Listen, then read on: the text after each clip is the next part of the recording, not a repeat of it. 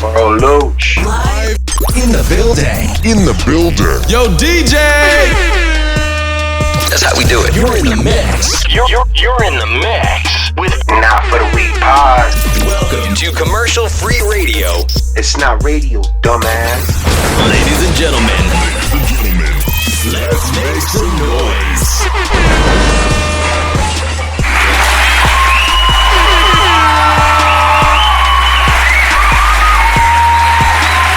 On the troll. This show will begin now.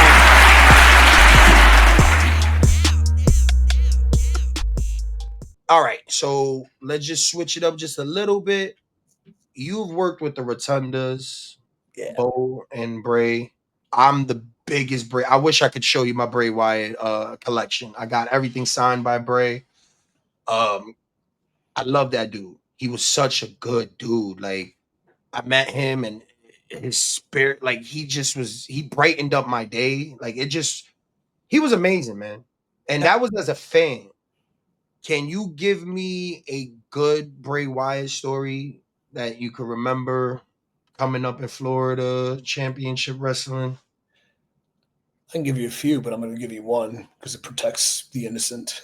Yes. Yeah, but how you described him is, and you felt that as a fan, is something that we collectively felt as peers. So even at his funeral, looking around, it's like we'd all be here, like in certain aspects for somebody, but everybody was there for him, and that was pretty like he was like the one guy that would bring everyone together. So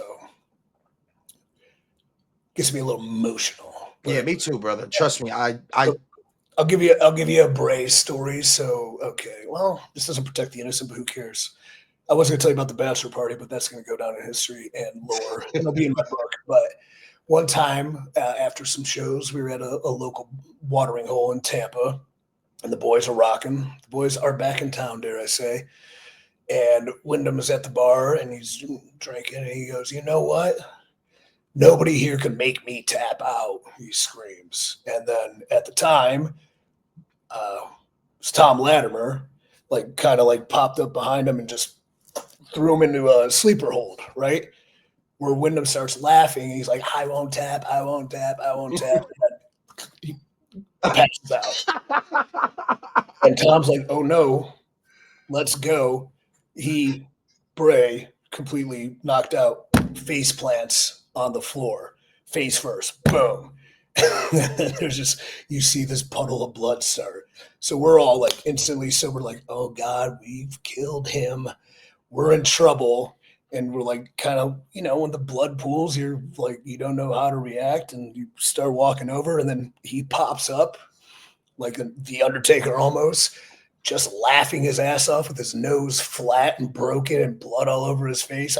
"I told you can't make me tap out." Like, that was him in a nutshell. I could just imagine his laugh because that was his actual laugh. Like, when I met him and I'm like, oh my God, that's his actual laugh. And oh man, bro. We had practice Monday, and we're like just thinking, like, what excuses can we give Dr. Tom on why Wyndham can't come to practice because we broke his face. And so we like cooked up this thing. We're like, "Oh, we were playing flag football, and like, he got hit in the face with a ball, or like he took a bad spill, and so he's a little banged." Doctor, no, it didn't. Let's stop it. No, it didn't.